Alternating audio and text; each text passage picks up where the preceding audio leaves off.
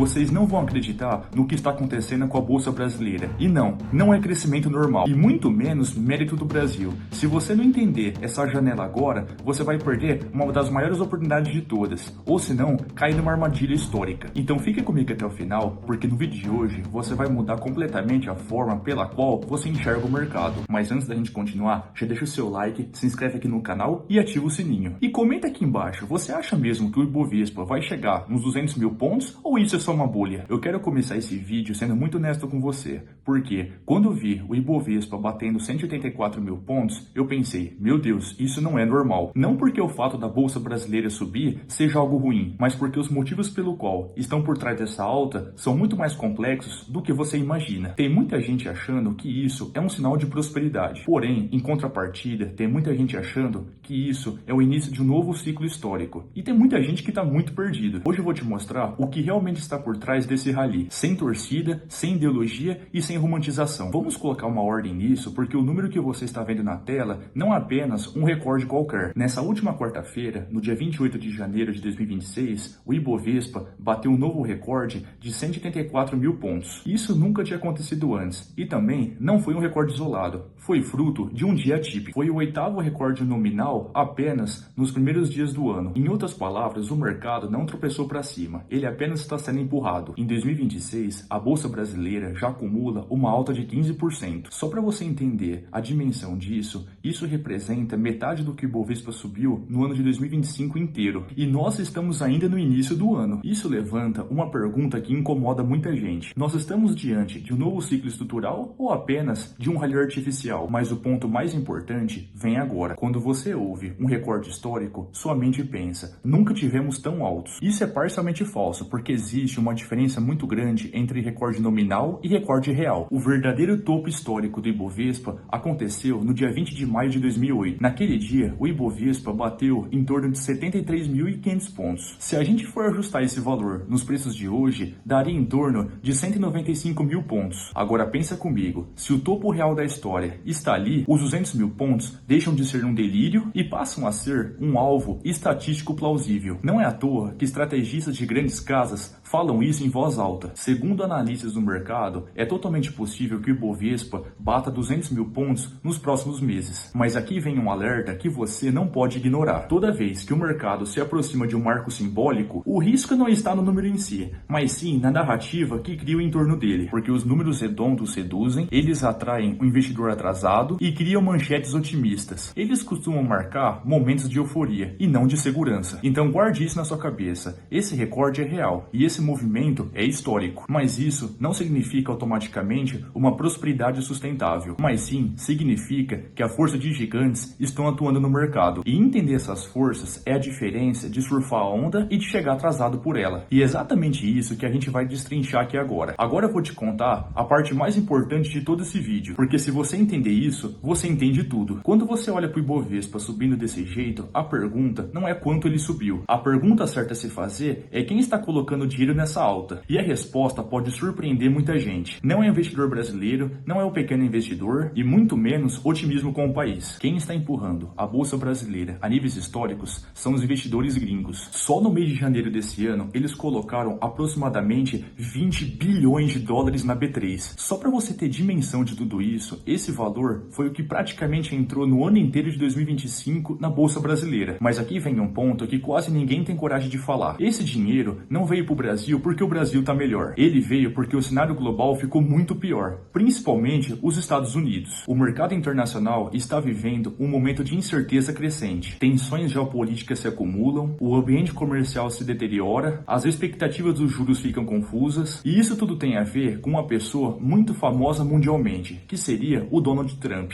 O cenário político americano está totalmente imprevisível, e isso assusta gestores globais. E já sabe, né? Se tem uma coisa que o mercado financeiro odeia, é um cenário imprevisível, e os gestores acabam diminuindo a exposição. E o resultado disso acaba sendo mostrado em vários lugares ao mesmo tempo. O dólar perde força frente às principais moedas, o ouro sobe como ativo de proteção e as bolsas de países emergentes disparam. Isso não está acontecendo só no Brasil. Na Coreia do Sul, a bolsa sobe mais de 23%. Na Colômbia, mais de 22%. Ou seja, o Brasil não é exceção, mas sim parte do movimento global. E agora entra um lado que muda completamente a forma de enxergar esse rally. O mercado brasileiro, apesar de ser o maior da América Latina, é minúsculo perto do mercado americano. As empresas listadas na Bolsa dos Estados Unidos somam cerca de 69 trilhões de dólares em valor de mercado. Já na B3, todas essas empresas juntas somam em torno de 1 trilhão de dólares. Conseguiu perceber o tamanho da proporção? Isso significa que para um grande fundo global, mover alguns bilhões de dólares fora do Wall Street é quase irrelevante. Mas quando esse dinheiro entra no Brasil, ele faz um estrago no bom sentido nos preços. E é por isso que um executivo das maiores gestoras do mundo foi direto ao ponto. O dinheiro que veio para o Brasil é quase nada. Os gestores estão apenas seguindo o fluxo. E é exatamente aqui que entra um alerta que você precisa ouvir. Ao contrário do que muita gente pensa, o investidor estrangeiro não cria um laço emocional. Ele não se apaixona pelo país, não se apega à narrativa e não se hesita. Se o cenário mudar, eles simplesmente vão embora. Só para você ter uma ideia, hoje em dia, os estrangeiros respondem a cerca de 40% de todo o volume negociado na Bolsa Brasileira. Isso torna o rally atual totalmente dependente do humor externo. Então guarda essa frase, porque ela resume tudo. A Bolsa Brasileira não está subindo porque ficou forte. Ela está subindo porque virou destino temporário do capital global. E infelizmente, o capital global não avisa quando vai embora. E agora que você entendeu isso, a próxima pergunta é inevitável. O Brasil está realmente preparado para quando esse vento mudar? E é exatamente isso que a gente vai analisar agora. Agora eu vou te mostrar um dado que sozinho explica por que essa alta parece tão forte, mas ao mesmo tempo tão frágil. Se você não entender isso aqui, você corre o risco de interpretar totalmente errado o que está acontecendo com a Bolsa Brasileira. O mercado costuma falar do Ibovespa como se fosse gigantesco,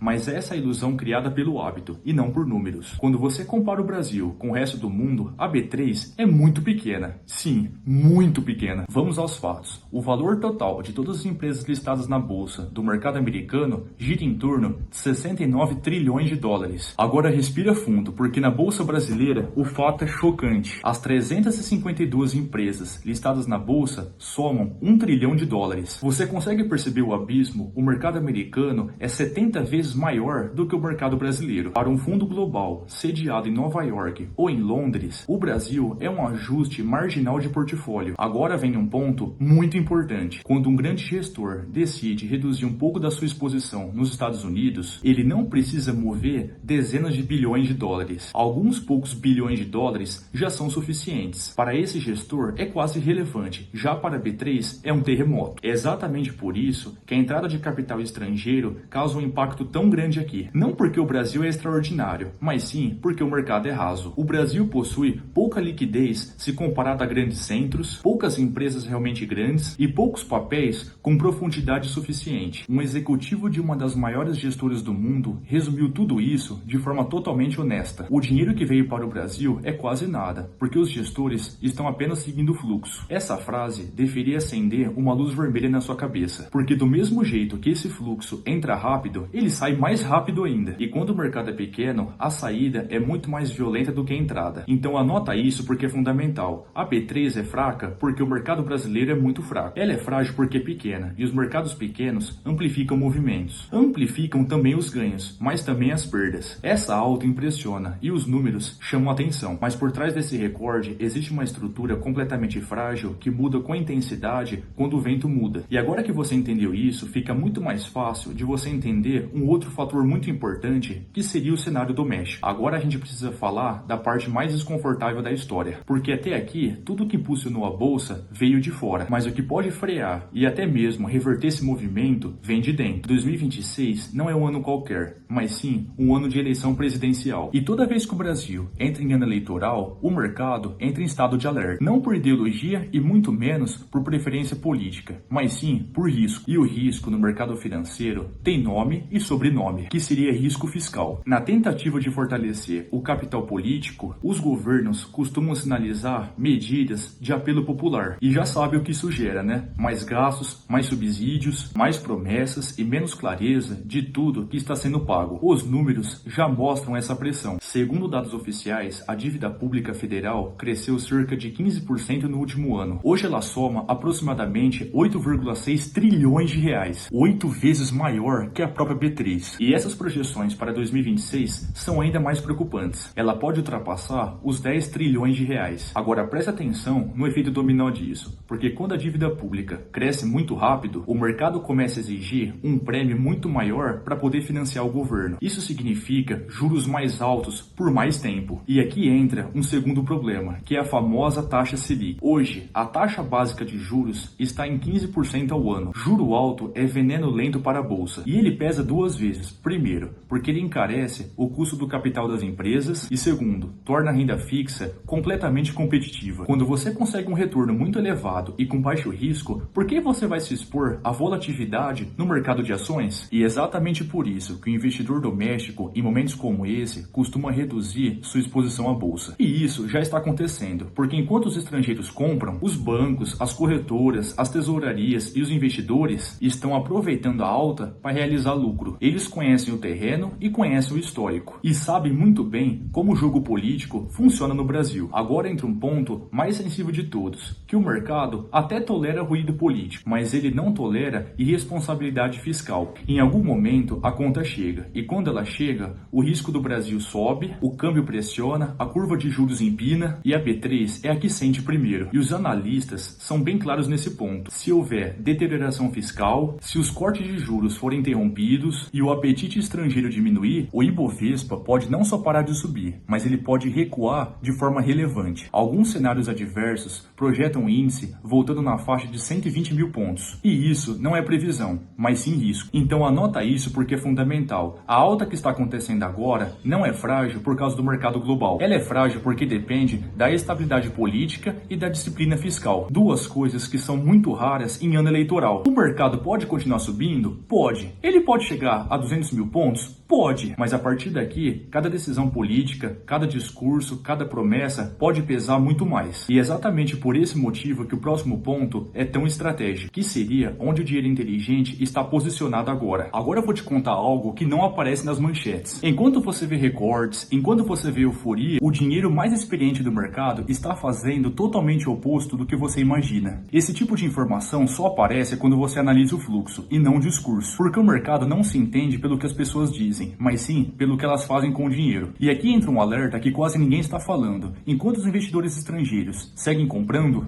o investidor brasileiro está vendendo. Sim, exatamente, vendendo. Tesourarias de bancos, gestores profissionais, fundos multimercado, todos eles aproveitam esse rally para reduzir a exposição à bolsa. Eles estão realizando lucro, eles estão colocando dinheiro no bolso e também estão diminuindo o risco. Agora pensa comigo, essas instituições vivem disso. Elas atravessam crises, sobrevivem por eleições e elas já viram esse filme antes. Se elas estão reduzindo exposição, isso não é coincidência. O que está acontecendo aqui é um clássico no mercado. O fluxo estrangeiro entra empurrando os preços para cima e o investidor local experiente aproveita a liquidez e entrega papel. Não por pânico, não por medo, mas por estratégia. E aqui vem a parte que exige muita maturidade de quem investe. Isso não significa que o mercado vai cair amanhã, muito menos que o rally acabou. Isso significa que o risco está aumentando, porque quando os preços sobem rápido demais, a assimetria muda. O potencial de ganho começa a diminuir e o potencial de perda começa a aumentar. Esse é exatamente o momento em que o investidor iniciante começa a entrar e o investidor inteligente e experiente começa a sair. Um compra motivado pela manchete, já o outro vende guiado pelo cenário. E aqui entra um ponto-chave, mas muito perigoso. Quando o fluxo estrangeiro é o principal sustentáculo da alta, basta ele diminuir para o mercado sentir. Não precisa de crise, não precisa de pânico e muito menos de desastre. Só precisa de menos dinheiro entrando. E ao mesmo tempo, se o investidor local não estiver disposto a assumir risco, a sustentação do rally fica totalmente comprometida. Então guarda essa frase que ela é ouro puro. O mercado não cai quando todo mundo está com medo. Ele cai quando todo mundo está confortável demais. Agora eu quero saber de você. Comenta aqui embaixo se você acha que a bolsa vai romper os 200 mil pontos ou se tudo isso vai acabar muito mal. Porque entender o mercado hoje é se proteger amanhã. Nos vemos no próximo vídeo.